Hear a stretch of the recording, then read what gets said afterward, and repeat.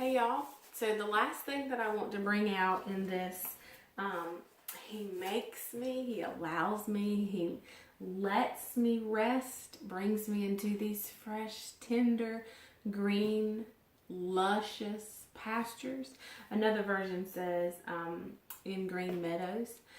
And so we talked yesterday about this state of tranquility, that this rest is a peace, easiness.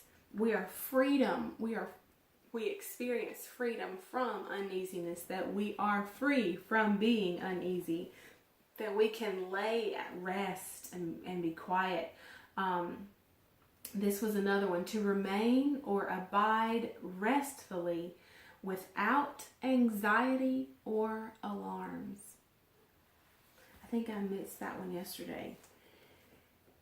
To remain or abide restfully without anxiety. You know, he says, be anxious for nothing, but in everything, be prayerful, but pray about everything. Make your supplication to the Father, he says. Be anxious for nothing. Be anxious for nothing. In this pasture, we have no place. We remain restful without anxiety or alarms. And we are composed, freedom from uneasiness. I want to read Zephaniah chapter 3. And if we look at part B of verse 13, it says, they will eat and sleep in safety, and no one will make them afraid. You know, I've used this example before, but it bears fitting here. But no one will make them afraid. I think of a mama bear, you know, or me and my children, because I could be that mother bear, that mama bear. Don't touch my kids, you know. And what strength they get from that. My Joseph is 5, and he's my man now. I'll tell you what, first of all, he's just like me, so I apologize up front for that. But he's natured just like me. But he draws such strength from me. I give him courage. He is not afraid. If mommy says it's okay, then it is okay. I will tell you this, we went to Walmart. Why in the world we went to Walmart? But we did. We had to go. And I had David in the car, and my husband and Joseph were going to go get some socks. And they had not been gone a minute. 30 seconds. And Dustin comes back carrying Joseph, and Joseph's got blood all over his face. He fell. He had his hands in his pockets. He tripped, fell right on his face. Okay, Joseph is just alarmed, to say the least. It's almost like he's in shock. And so he gets to me. I hold him. I clean him up. He's still not really talking, and we've got to check his nose, got to check his mouth, his teeth, and all that. And I said, Joseph, you are okay.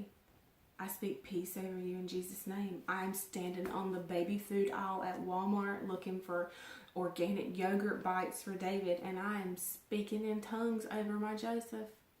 I held him. He has to get that strength from me. He has to see that strength in me so that he can develop it and learn it on his own.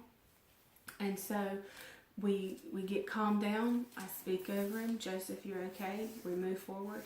And then I carried him. We were walking down another aisle. I said, Joseph, buddy, does your lip hurt? He said, yes. I said, well, here's what mommy's going to do. I said, mommy's going to take her finger, and I'm going to touch your lip just like this. And I showed him. I said, I'm going to pray for you. And when mommy gets through praying, your lip is going to feel better. Well, you may say, why did you say that? What if it didn't feel better after you prayed?